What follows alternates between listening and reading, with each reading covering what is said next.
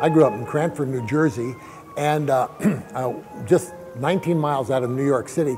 So as a young guy, I was mostly interested in jazz. My brother and I, who's 8 years older than I, he wanted to be a big band singer. So he was really all tied up with big bands. So I used to go and listen to the big bands in New York City at the Paramount and Roxy and Capitol and over in Newark. And we were every weekend going to hear somebody or another. And when I heard Woody Herman play a high G for about 5 minutes, I decided I had to play clarinet because I wanted to play a high G, you know, like Woody Herman, I guess. My mom is a flute player, and she kind of told me that we had this great instrument in the house that she would like me to try to play for at least 1 year in band when I was in 7th grade. And if I didn't like it, I could quit.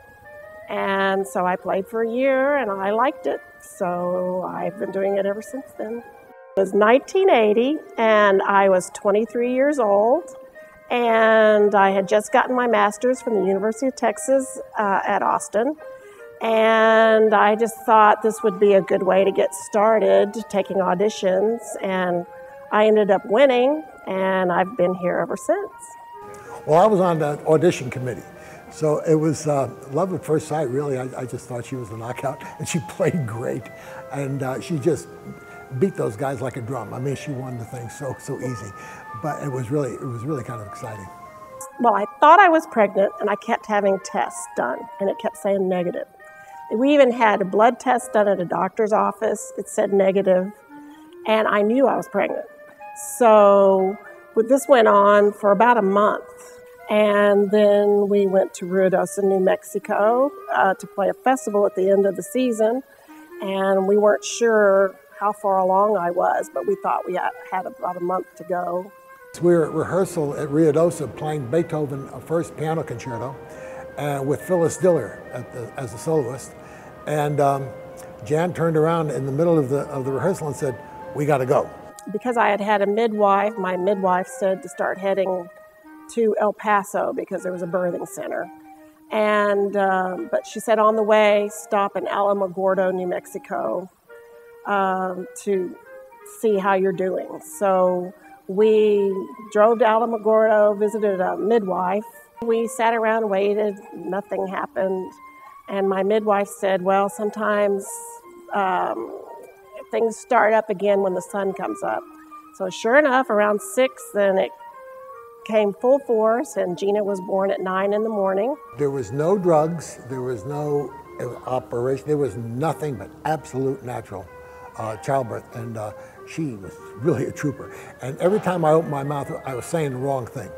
And she called me everything but my name. We took a nap. I think we ate breakfast, and then we got in the car by about noon and started heading back to Fort Worth because I just wanted to get home. We stopped for dinner at a restaurant on the way to Fort Worth, and I was carrying Gina, and this lady, the waitress, said, "Oh, what a beautiful baby. How old is it?" I said, "Well, what time is it?" And I don't know. So, yeah. Gina has turned out to be a pretty neat little lady. She's 31 just 3 days ago. She wound up being one of the Dove girls in the Dove campaign 5 years ago. She was in magazines on the cover of People. She was on Oprah's show and Ellen DeGeneres' show and Katie Couric, and she just so happened. Just happened to have.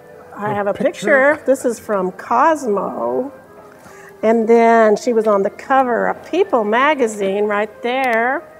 And then there's thing. It was a Dove campaign. It was just a fluke thing. She was taking the trash out, and somebody saw her and asked her if she wanted to be part of this campaign. And so she said yes. She called me up and said, "Dad, what shall I do? They want me to pose in my underwear." I said, "Well, you know, it's up to you, I guess." I don't know. It was really fun to go to the bookstore and pick up a magazine. There's a new deal with Gina, and it was, you know, every week it was a new little thrill, you know. It was fun.